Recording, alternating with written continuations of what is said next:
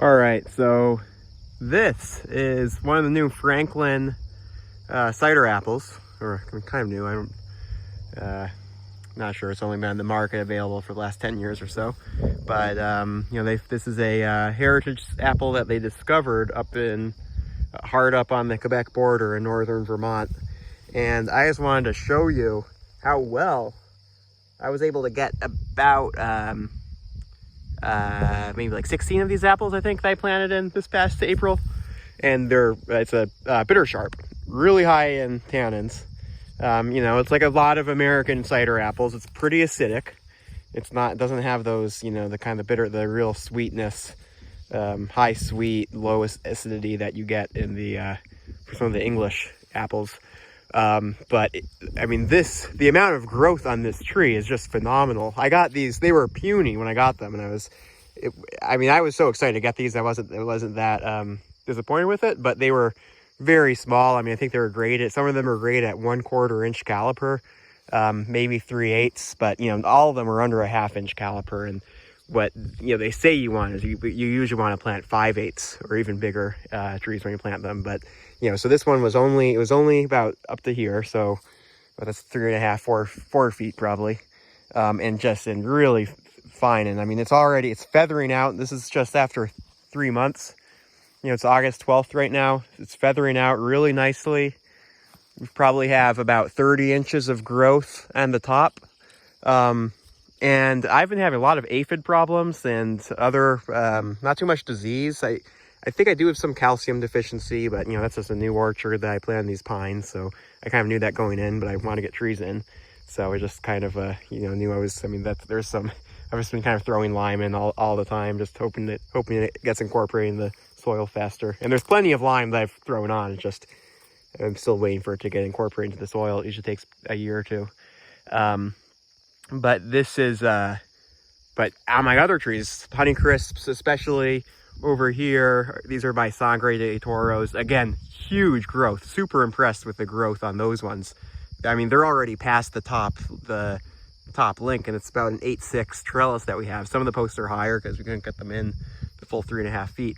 But, you know, they're already up to that top growth, those Sangre de Toros, but they've been having a lot of bug problems.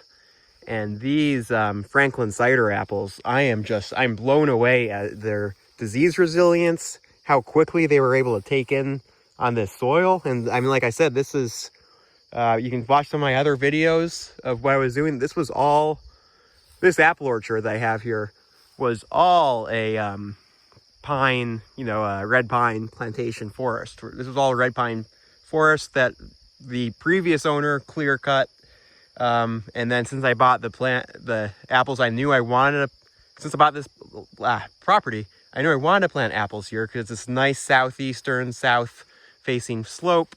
And then, so that's to the kind of southeast.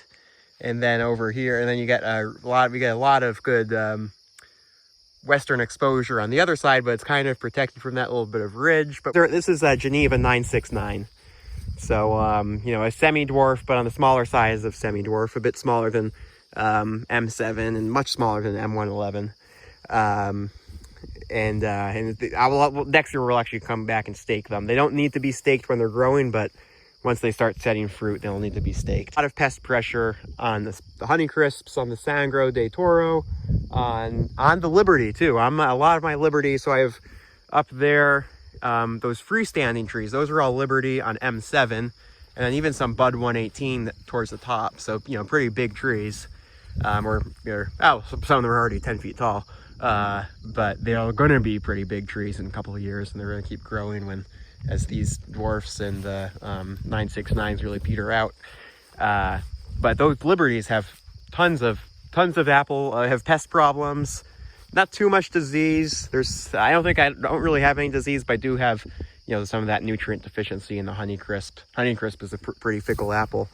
But, you know, again, these Franklin cider apples, they've had the exact same treatment as the Liberties, as the other bitter sharps that we planted, the Spanish apples, the American heritage apples. You know, we have Ida Red down there. We have Arkansas Black Twig.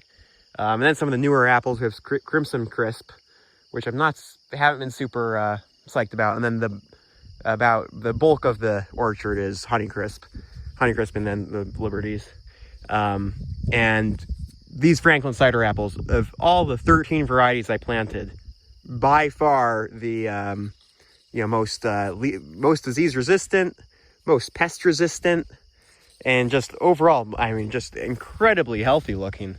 There's a little leaf curl because I got some rain last night and now it's getting cooling off, but just they took off. I mean, and you can see from the bark, it was kind of this greenish bark, and that's just because the tree is just growing so fast. So yeah, I'm really impressed, and I would certainly recommend anyone else in Vermont, or really the whole New England, North New York area, anyone in the New England, New York area looking at planting cider apples, look into these Franklin cider apples and definitely get some